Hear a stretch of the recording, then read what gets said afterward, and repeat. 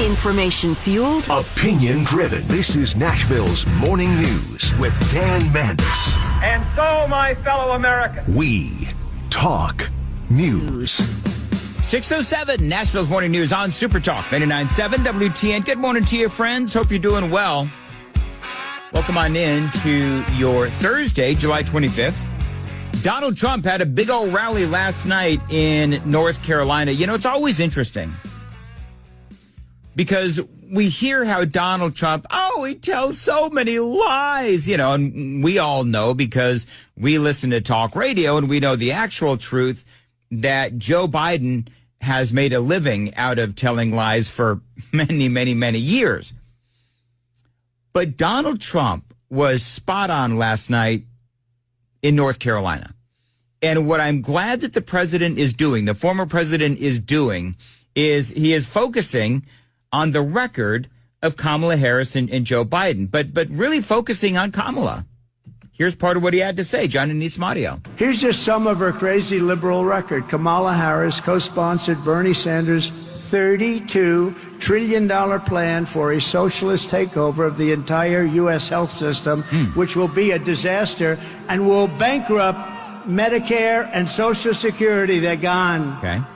And remember, Social Security is going to be gone anywhere if we're not elected because they're putting all of these millions of people that are pouring into our country, they're putting them into Social Security, Medicare, schools, hospital. All right, so is that one of those lies that Donald Trump is always telling about Kamala Harris? And, you know, is this one of those, what do they say? He tells 900 lies or whatever it was. Well, here's the proof that Kamala Harris actually did say that she advocated for putting illegal aliens onto the healthcare system here in America. I'm never going to be in favor of a policy that denies people access to public health, public safety, or public education based on their immigrant status. All right, so that was not a lie. You just heard the audio. She approves of giving illegal aliens health care. And on your dime, by the way. So Donald Trump is right to call that out. So my question would be, who does pay for that? I would ask Kamala Harris. Well, obviously the American people do. Assuming she would say, well, we're going to tax the rich. We're going to tax the corporations. They're going to pay their fair share. So Biden and Harris let them in, and then they get all of these benefits. That, of course, attracts even more. Now, the reality is that we're already paying. I mean, I don't want to go too dark on this Thursday morning, but we're already paying for these folks to get all kinds of benefits one way or another. And oftentimes patients, you and I, have to pay more to cover those that don't have insurance. It's called cost shifting. So there's that as well, but we'll cover that in detail another day. He also talks about a tax hike that Kamala Harris wants to discuss. She said that a 70 to 80% tax hike is, quote, a bold idea that should be discussed. She wants it 80%. You know, I gave you the largest tax cuts in history. She wants to take them away and increase your taxes.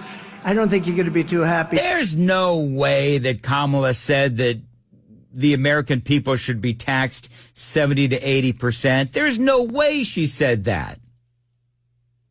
Did she? Alexandria Ocasio-Cortez is new darling of the party. She officially has more Twitter followers than Nancy Pelosi. She was on 60 Minutes this weekend, proudly calling herself a radical. And she's promoting policies like saying that every single carbon emission in the country, every car, should be eliminated within the next 11 years, everything from a 70 to 80% tax rate. Do you agree that she could possibly, in this ideology of the socialist left, could splinter your party? No. You know, I think that she is challenging the status quo. I think that's fantastic. And I think that she is introducing bold ideas that should be discussed. Wow. So you want to discuss the tax rate 70, 80%?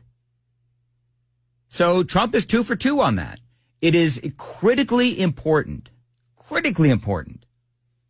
that in this election year, we define the very clear differences between Donald Trump and Kamala Harris.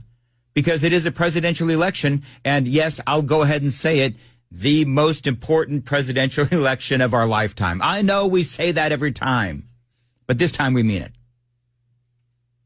I was reading a talk radio thing the other day, and one of the one of the pieces of advice from these talk radio gurus, and I'm putting that in air quotes, is that talk radio, there's a lot of people coming into talk radio right now, and it's a good thing for talk radio. A guy was talking about, well, you know, you can't have all of these new people tuning into talk radio, and it can't be just all Kamala sucks all the time. You can't just be saying all the time, Kamala's terrible, Kamala's terrible, Kamala's terrible, because how are you then going to keep all of these new listeners? Well, I would say to those talk radio gurus that the way that we keep those listeners, those new listeners, is by presenting to them the truth. Because isn't that really what people want, is the truth? I'm not going to pull back on my criticisms of Kamala Harris because I want to keep the new listeners that have perhaps come into Nashville's morning news. If they like what they hear, outstanding. If they don't like what they hear, then go away. But my whole point is that we in talk radio need to clearly define the differences between Trump and Kamala Harris. That is what we're supposed to do, is find the truth. Donald Trump talked about Kamala Harris, the border czar. As border czar, Kamala threw open our borders and allowed 20 million illegal aliens to stampede into our country from all over the world. I mean, can we just be honest? There really is nothing to fact check here. She and Biden, they really haven't done anything to stem the flow. And don't forget, by the way, with Kamala Harris and that wide open border that, of course, continues and will continue if she's elected president, that she also lied to the American people. The border is secure. Remember that? So we can all quibble over what Biden did do, what he could have done, what he didn't do. We can all talk about all of the things, all of the mistakes that Joe Biden has made with the southern border. We can also talk about how they weren't mistakes. They were literally importing an entirely new voting bloc. We could talk about that. We could talk about what the Republicans did. We could talk about what the Democrats did. We could talk about what Trump did. We can talk about executive orders. But at the end of the day, the gaslighting of America, the border is secure, is something that all Americans should never forget. And so when Joe Biden is out there saying, oh, like last night during his speech, oh, character matters. Doesn't character matter to America? Well, then my question back to Joe Biden and Kamala Harris would be, is truth and telling the truth part of character? The border is secure. Because if so, well, then I would make the argument, and I think rather effectively, that Kamala Harris, lying to the American people, gaslighting the American people, the border is secure, has very poor character.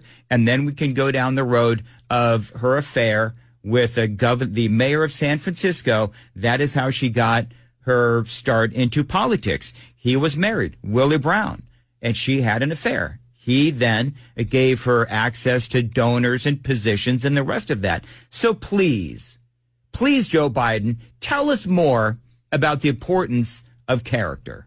Because let's face it, there's a lot of people who actually don't know a lot about Kamala Harris, and that is why the media is trying to rebrand Kamala Harris. That was a conversation we had a couple of days ago.